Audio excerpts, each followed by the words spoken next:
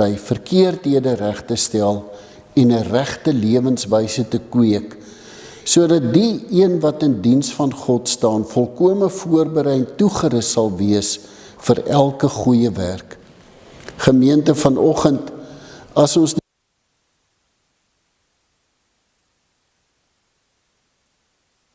dan, wat is die waarheid waarin, watter dwaling is daar dalk wat reggestel moet word? Wat is die regte lewenswyse wat die Here wil hê ons moet leef, ons wat in diens van God staan? So kom ons maak die Bybel oop by Jakobus 1. En soos wat ons ook in aanbidding gegaan het voor die Here, is ons ook in aanbidding en in afhanklikheid voor die Here, as ons ook uit Jakobus vanoggend gaan ontdek, hoe lyk 'n Christen se lewe? Hoe lyk Christen wees, daar waar die, soos ons sê, die tyre die teer tref, elke dag in ons lewe, nie net bety daar nie. So kom ons word stil en ons bid saam, en dan duik ons in Jakobus. Vader, dankie vir 'n voorreg, dit is koud hier om ons, maar in ons hart is ons warm. Dankie dat ons saam kan wees rondom u woord, vir hulle wat ook nou kyk en dalk later sal kyk, dankie dat ons die voorreg het om as 'n gemeente saam 'n ontdekking te kan doen vanoggend uit u woord van hoe lyk opregte Christen wees. En dat u vir ons hierin sal seën. En Here, dan is daar hierdie mooi gebed wat ook op ons afkondigings is, en kom ons ook vanoggend en sê, Vader, soms verlang ons na 'n moeitelose paradys, waarin ons in vrede aan u voete kan sit en die stem duidelik kan hoor. Soms verlang ons na 'n moeitelose paradys, waar daar geen uitdagings is wat ons moet hanteer nie, waar ons nie hoef te help en hoef om te gee en hoef uit te reik nie. Maar nou is ons hier in ons gewone gang van die lewe, in 'n gebroke wêreld, waar dinge nie altyd maklik is nie. En Here, dan is dit ons gebed, help ons in ons hier wees, om raak te sien en te doen wat u ons roep om te doen. Dat ons sal onderskei, wat is dit wat u ons roep om te doen in hierdie wêreld, sodat ons geloof duidelik kan wys aan die mense wat dalk nie glo nie. En Here, as ons dalk moedeloos word en as ons nie weet wat nie, dan weet ons, Here, dit is u wat ons roep. U wat ons roep heel eerste om tot u te nader en naby aan u te bly. Dit is u wat ons roep om ons geloof uit te leef, egte, suiwer godsdiens, en dit te kan doen in liefde. Dit is u wat ons roep om vir u en vir ander te leef. Seën vir ons rondom u woord, Here. In Jesus naam bid ons dit. Amen. As ons kyk na die boek Jakobus, net voor ons Jakobus gaan lees, as jy nou 'n Bybelboek wil lees wat vir jou gaan sê, prakties, hoe leef jy jou geloof? Hoe lyk geloof in aksie? Dan gaan lees jy Jakobus. Dit is praktiese goed. Hoe leef arm en ryk saam in 'n gemeente? Baie praktiese dinge wat hy daar sê. Hoor en doen. Moenie net 'n aanhoorder wees van die Bybel en van preke en alles nie, maar gaan doen dit. Baie keer is ons net by die hoor, maar ons is nie doeners nie. Moenie volgens die uiterlike oordeel nie. Dan hoofstuk 2 daarvan af vers 14. Dit wil ek amper sê is die kern van die hele Jakobus boek. Hy sê, wat help dit my broers as iemand beweer dat hy glo, maar sy dade bevestig dit nie? Kan so geloof 'n mens red? Nou dan gaan hy heeltemal in op die dade. Wys my jou dade en ek sal vir jou sê wat is jou geloof. So geloof wat oorgaan in aksie. Wat help dit my broers as jy sê jy glo, maar jou lewe wys iets heeltemal anderste. En dan hoofstuk 3 kom hy oor die beheersing van die tong. Hy sê 'n Christen het nie 'n gesplete tong nie. Kyk, net 'n slang het 'n gesplete tong. Nou 'n Christen kan nie 'n gesplete tong hê nie, sê hy. Jy kan nie met dieselfde tong die Here aanbid en mense vervloek nie. So, jy kan nie, daar kan nie uit dieselfde fontein vars water en brakwater kom nie. Jy kan nie met dieselfde tong positief praat en agteraf van mense skinder nie. 'n Christen is nie 'n slang nie, het nie 'n tong van 'n slang nie. Ons het nie 'n gesplete tong nie. So beheer jou tong. So dit is deel van Christen wees. 'n Hemelse wysheid teenoor aardse demoniese wysheid. En so gaan hy aan, moenie kwaad praat nie, dis maar ook deel van die tong, afhanklik van God, waarskuwing aan die ryk is, volharding, en dan eindig hy oor hoe lyk 'n Christen se gebedslewe. Maar vandag het die Here op my hart gedruk om 'n baie spesifieke iets met die gemeente te deel rondom hoe lyk ons praktiese geloof teenoor mekaar en teenoor 'n wêreld daar buite elke dag. Kom ons lees daar vanaf vers 22. Julle moet doen wat die woord sê en dit nie net aanhoor nie, anders bedrieg julle julleself. Iemand wat altyd net die woord aanhoor en nooit doen wat die woord sê nie, is soos een wat na sy gesig in 'n spieël kyk. Hy bekyk homself, gaan van die spieël af weg en vergeet dadelik hoe hy gelyk het. Maar iemand wat hom verdiep in die volmaakte wet wat 'n mens vrymaak, dit is die evangelie. Daai volmaakte wet, dis die evangelie, dis Jakobus se gebruik as hy praat van die volmaakte wet, ook in ander tekste in Jakobus, dan bedoel hy Jesus Christus die evangelie. As iemand hom verdiep in die evangelie, wat 'n mens vrymaak, en hom daaraan hou, en nie vergeet wat hy gehoor het nie, maar dit doen, hy sal gelukkig wees in wat hy doen. Dan kom hy in vers 26 en nou kom raak hy weer baie prakties. Hy sê, as iemand dink hy is godsdienstig, maar hy hou nie sy tong in toom nie, bedrieg hy homself. Sy godsdiens is waardeloos. Nou stop gou hier. Jakobus gaan nou 3 keer die woord godsdiens gebruik. As ek nou verder lees.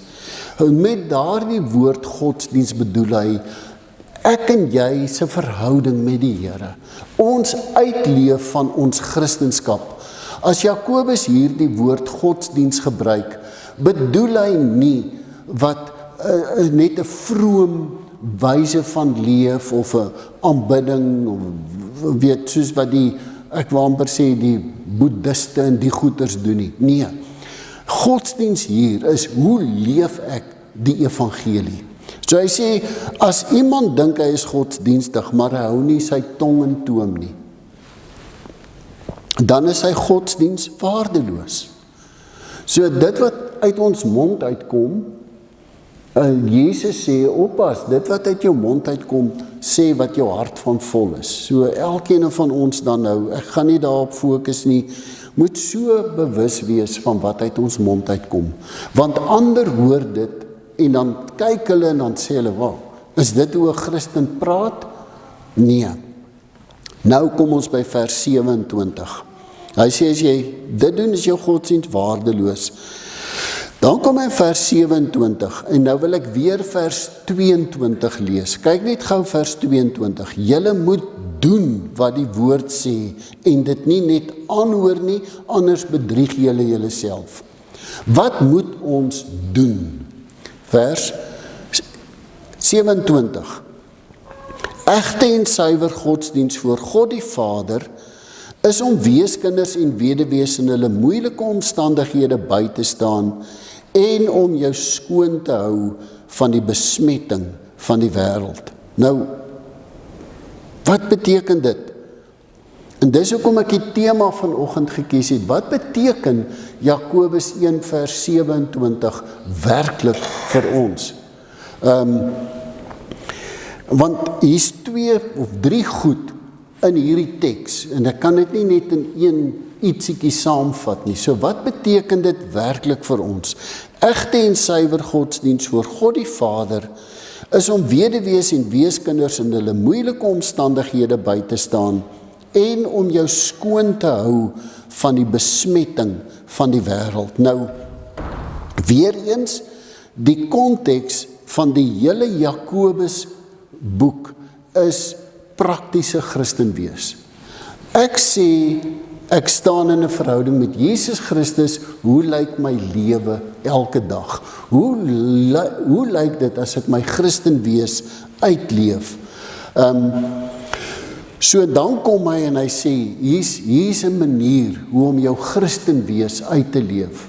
Egte en suiwer Christen wees, voor God die Vader, weeskinders en weduwees in hulle nood by te staan, en om jou skoon te hou van die besmetting van die wêreld. Nou, kan ek net gou dit sê, dis interessant hoe Jakobus sê, egte en suiwer godsdiens is, gaan doen iets. Paulus kom, en ek het 2 weke terug daarby aangeraak, maar ek het nie daaroor gepraat nie, maar in Romeine 12 vers 1 kom Paulus en hy sê, gee jouself aan God as 'n lewende en 'n heilige offer. Dit is die wesentlike van die godsdiens wat jy moet beoefen. So Paulus kom en hy sê, as jy wil weet wat is die wesentlike, daai woordjie van godsdiens kan direk vertaal word met aanbidding, worship, die Engelse woord. As jy wil weet wat is aanbidding van God, worship van God, dan beteken dit een ding, gee jouself, letterlik jou liggaam, van jou tone tot jou kop, jou denke, jou hart, jou wil, jou emosies, gee alles oor aan God, as 'n lewende en 'n heilige offer. So Paulus se definisie van Christen wees is, gee jouself vir God as 'n lewende en 'n heilige offer, wat vir hom aanneemlik is. Hier kom Jakobus en hy sê, egte aanbidding van God, die egte uitleef van jou geloof, lyk anderste. As die tekkie die teer tref, lyk dit so. Nou, ek wil net hierdie teks bietjie uitmekaar gaan trek. Nou, hy begin met die woorde egte en suiwer, met bedoelende suiwer, rein, eg, onbesmet. Dis die woorde wat hy daar kan gebruik. Ons kan ook sê foutlose godsdiens, onbevlekte godsdiens, vlekkelose aanbidding van die Here. So 'n rein onbesmette godsdiens lyk so. Maar nou, voor ek verder gaan, hier's een ding wat ons moet verstaan uit hierdie teks. Hierdie eerste deel is nie 'n opdrag nie. Dit is nie 'n opdragvers, jy moet dit doen nie. Dit is meer 'n beskrywende vers. Dit is meer 'n vers wat vir ons wil sê, as jy wil weet, hoe leef jy jou egte Christen wees? Kom ek beskryf vir jou. Kom ek gee vir jou 'n prentjie van hoe dit moet wees. En nou kom gee Jakobus vir ons 'n prentjie, 'n beskrywing van hoe lyk egte aanbidding in ons lewe. Daai woordjie rein en onbesmet, die Griekse woordjie katara, is ook 'n woord, baie van ons sal die woord verstaan. Dit is 'n woordjie wat ook ons woord van kateter afgelei word. Nou, wat doen 'n kateter? Dit word ingesit en dit kom vat al die gifstowwe uit jou liggaam uit. Laat dit nie effek het op jou liggaam nie. En dit maak jou liggaam rein. En dit is die woordjie wat hier gebruik word. So as jy wil rein, eg, suiwer verhouding met die Here wil demonstreer. Dit is wat hier sê. So, een van die suiwerste en mees onbesmette maniere van die uitleef van jou Christen wees, dit is daai woordjie godsdiens. 'n Uitdrukking van jou geloof in Jesus Christus, 'n demonstrasie van hierdie innerlike oortuiging wat jy het, dat Jesus die Here is. Dit gaan nie oor vroom godsdienstigheid nie. Dit gaan dus oor 'n uitleef van jou verhouding met Jesus Christus. Jesus is die Here van my lewe. Hoe leef ek dit uit op 'n egte en 'n suiwer manier? Nou, Martin Luther het gesê, die wêreld het nie 'n definisie van godsdiens nodig nie. Die wêreld het eerder 'n demonstrasie van godsdiens nodig. En hier wil ek net hê ons moet na 1 Johannes toe blaai. 1 Johannes 3 kom gee vir ons 'n definisie, of Johannes 3 vers 16, kom gee vir ons die definisie, wil ek amper sê. Hy sê, God het die wêreld so lief gehad, dat hy sy enigste seun gegee het, sodat die wat in hom glo nie verlore sal gaan nie, maar die ewige lewe sal hê. En dan kom 1 Johannes 3 vers 16 en sê, laat dit 'n demonstrasie word in jou lewe. Hy sê, hieraan weet ons wat liefde is. Jesus het sy lewe ook vir ons afgelê. Kom ons demonstreer dit. Ons behoort ook ons lewens vir ons broers af te lê. So, Jakobus se hele ding gaan daaroor. Kom ons gaan demonstreer ons geloof. Kom ons gaan leef ons geloof. Jesus het sy lewe vir ons afgelê. Kom ons demonstreer in hierdie wêreld wat dit beteken. Ons lê ons lewens vir ons broers af. Dis letterlik Jakobus se gebruik van die woord godsdiens. Ek leef wat ek glo. Jesus is die Here van my lewe. Hy het alles vir my gegee. Nou gaan leef ek dit. Ek demonstreer wat ek glo. So, egte en suiwer godsdiens voor God die Vader. 'n lewenswyse wat God verheerlik is om weduwees en om na weduwees en weeskinders om te sien. Kom ons kyk eers 'n bietjie na daai Griekse woordjie vir omsien. Dit beteken, ons kan dit vertaal met dra sorg of letterlik kyk na, sien om na. Nou, hier het ek so 'n bietjie gedink, Wilko, ek weet nie of het al met jou gebeur het nie, maar dit het met my gebeur op 'n dag, toe die kinders klein was, toe gaan ma dorp toe.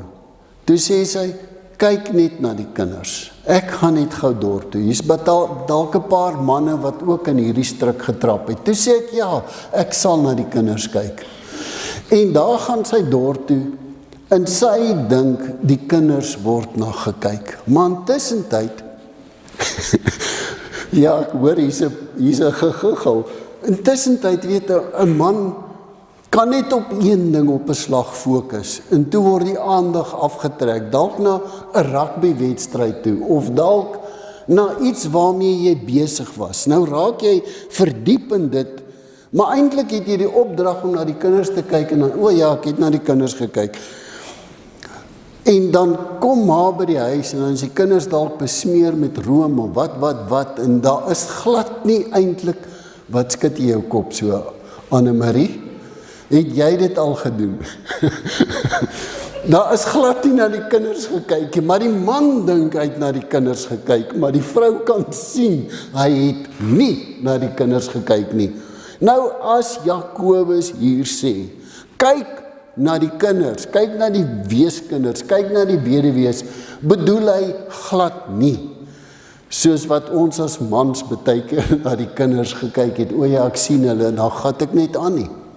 En baie keer is dit hoe ons na mense in nood om ons kyk. Ons kyk en ons gaan aan.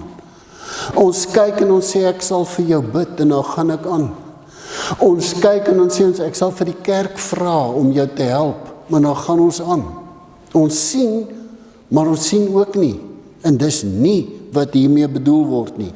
As hy hier sê om te sien, dan bedoel hy om intens betrokke te raak. Nie net te kyk nie, maar om intens betrokke te raak by die nood. By die nood van wie? Nou onthou, Jakobus is hier besig, nie met 'n opdrag nie, maar met 'n beskrywing. As jy jou geloof wil uitleef, dan sê hy, dan egte en suiwer godsdiens voor God die Vader, is om intens betrokke te raak. Kan ek het dit vergeet, daai Griekse woordjie vir intens betrokke raak, is 'n huidige tyd werkwoord. So dit is iets wat ek altyd doen. Dis nie iets wat ek so nou en dan doen nie. Dit word deel van my lewenswyse. Weeskinders en weduwees. Nou, hier gebruik Jakobus twee groepe mense van daardie tyd, wat regtig as 'n weduwee nie 'n man gehad het om na haar om te sien nie, dan was dit net ellende.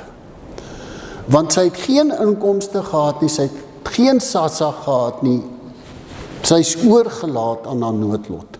En selfs as sy nou nog kinders gehad het, dan was hulle almal verdoem tot ellende. En die weeskinders het ook niemand gehad om na hulle om te sien nie. En nou kom Jakobus en hy sê, die mees weerloosste mense in ons tyd is juist die weduwees wat nie 'n man het nie, en die weeskinders wat nie 'n pa, hulle kan of 'n ma het om na hulle om te sien nie. So egte en suiwer godsdiens voor God die Vader is om te sien na daai mees weerloosste mense in ons samelewing. En ek dink, daarmee bedoel Jakobus nie net weduwees en weeskinders nie. Maar in ons konteks kan dit 'n veelerlei moontlikhede. Ek meen, as ons vir hom sou gesê het, wat van die kinders wat nou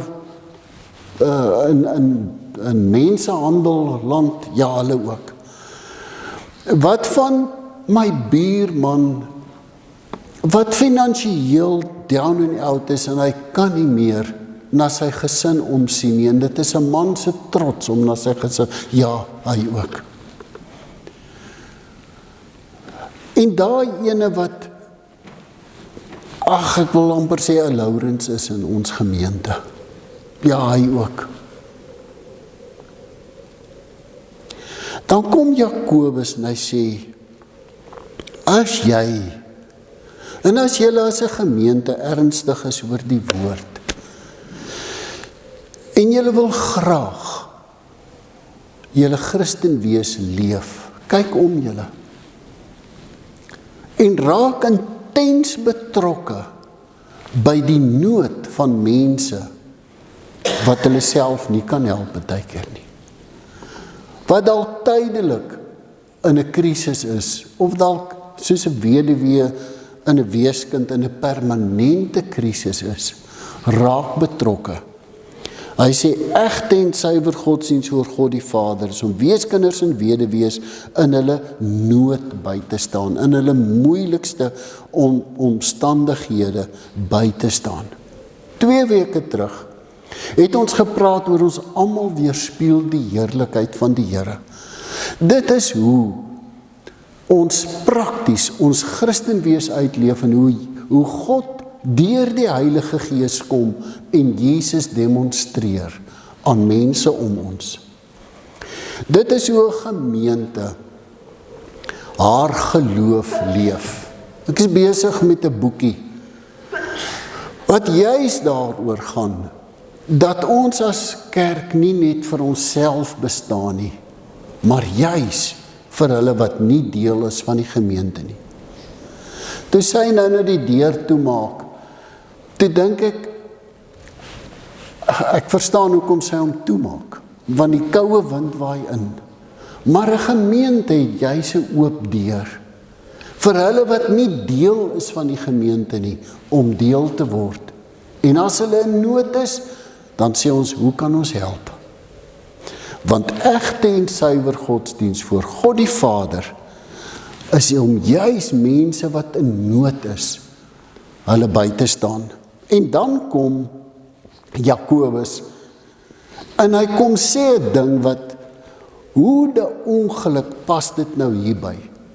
Aan die een kant om mense in hulle nood by te staan, en dan kom hy met iets wat lyk asof die twee goed het nie verband met mekaar nie.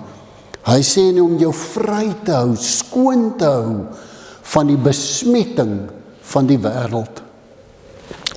Nou,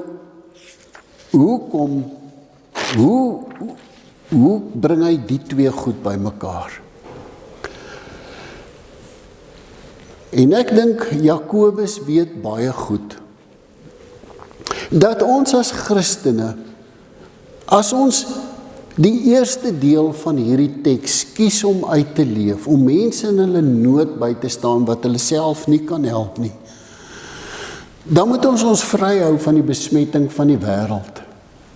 Want die wêreld in ons konteks vandag, jy hoef maar net 'n TV-advertensie te kyk of 'n een of ander advertensie oop te maak, selfs deesdae op die selfone, daar's heeltyd advertensies van goed. O, ek het dit nodig, sal dit nie nice wees om dit te hê nie.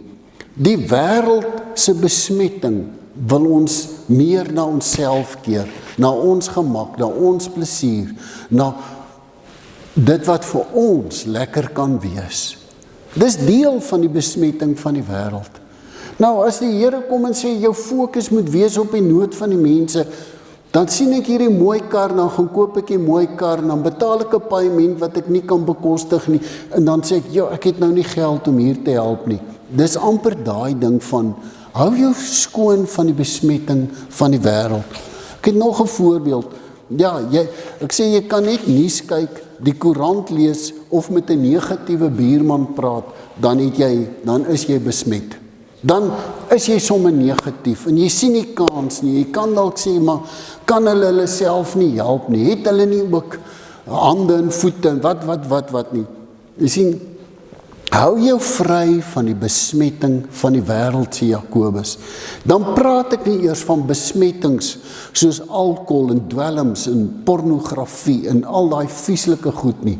So, hou jou vry van die besmetting van die wêreld. Nou, 'n manier hoe ek dit prakties kon uitbeeld. Ek moet daarom 'n uitbeeldingkie hê.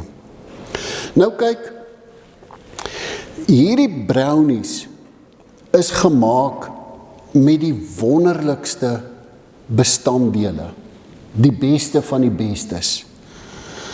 Toe dit gemaak is die meel 2-3 keer gesif, net om daai klein onsuiverhede uit te haal.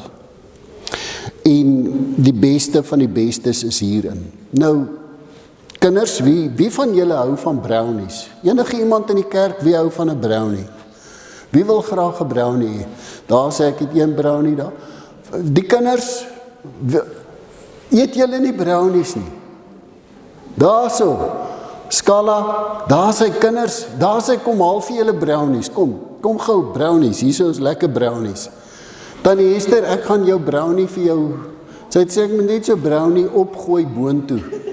Ja, julle kan vir julle, maar julle moet nou hier bo kom staan, julle moet hier 'n brownie kom kry.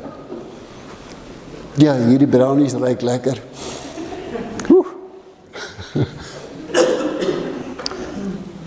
Julle moet hardloop, ek gaan dit opeet. Ja, hardloop, hierso. Ja.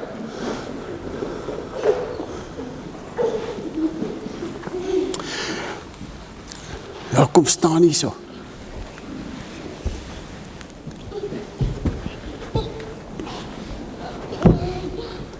Sien julle nou waar ek elke Sondag staan? Wil julle gou 'n bietjie ietsie preek vir die mense? Ietsie vir pa ma preek. Dis nou julle kans. Ek sal vir julle teks gee.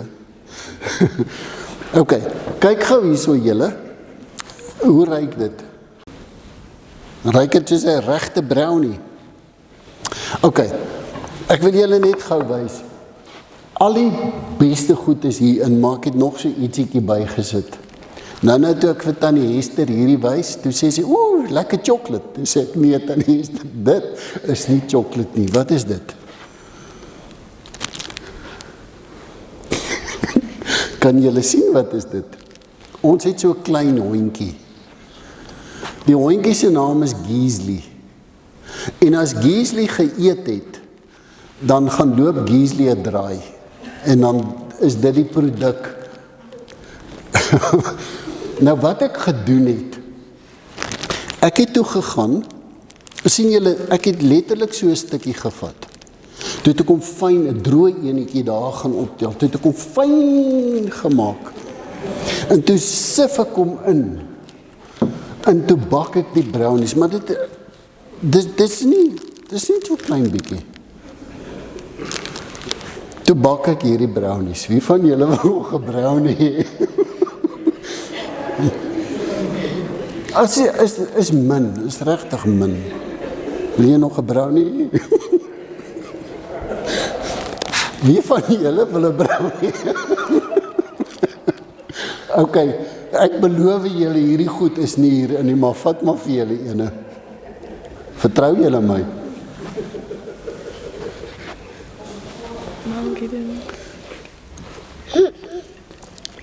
Ja, sy van die groote. Daar sê, dankie julle. Daar sal nou by die tee spesiale brownies wees vir hom.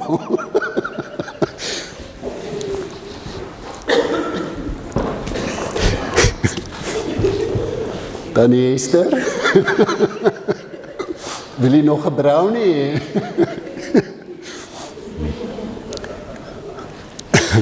Dit is eintlik 'n vreeslike voorbeeld.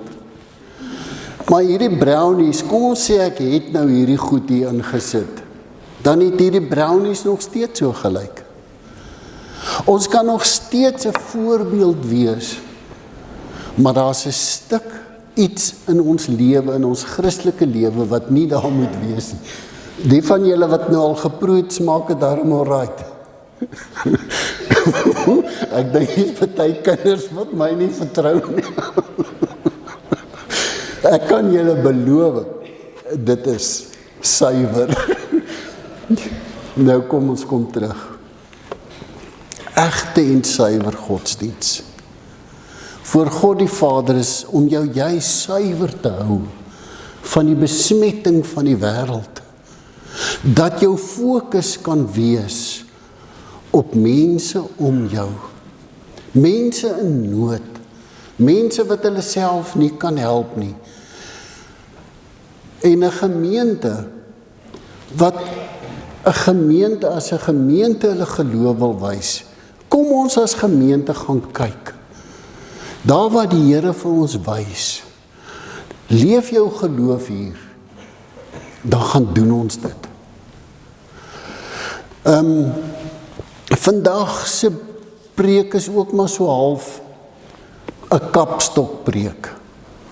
Ek het 'n teks ook nodig gehad om vir die gemeente te vra. Gemeente, en sommer vir almal wat kyk en wat nie deel is van die gemeente nie.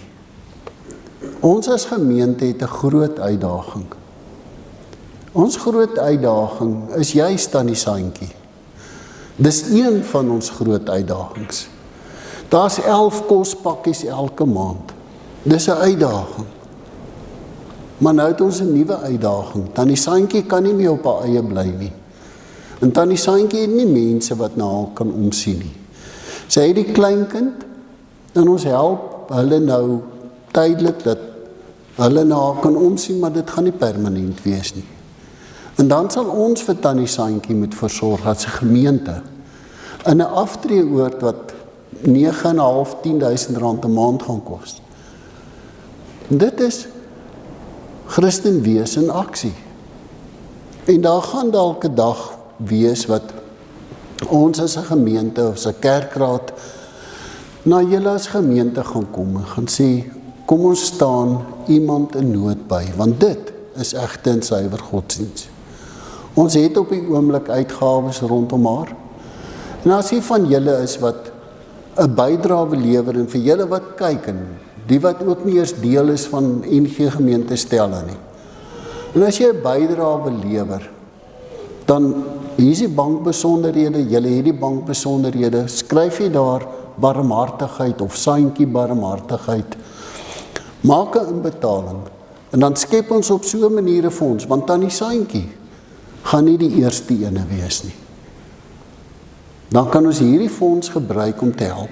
Die tweede ding wat ek wil sê, as ek hierdie teks lees, ons is nou 'n wonderlike spannetjie en daar mense bygekom, dis nie meer net kerkraadslede wat by die barmhartigheidsbediening betrokke is nie. En dis lekker om op so 'n manier saam te werk, om môre te begin huis oppak. En as daar van julle is wat in Kameel wil gaan help, huis oppak, daar's Linda, daar's Suzette, daar's Isie, praat met hulle, dan gaan help julle môre.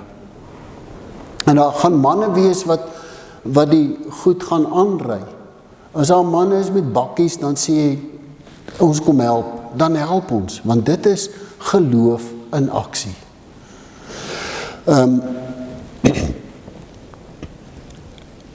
As ek hierdie teks lees, en dis waarmee ek wil afsluit, dan moet eintlik elkeen van ons elke dag deel wees van 'n barmhartigheidsbediening, want dit is hoe 'n Christen leef, elke dag.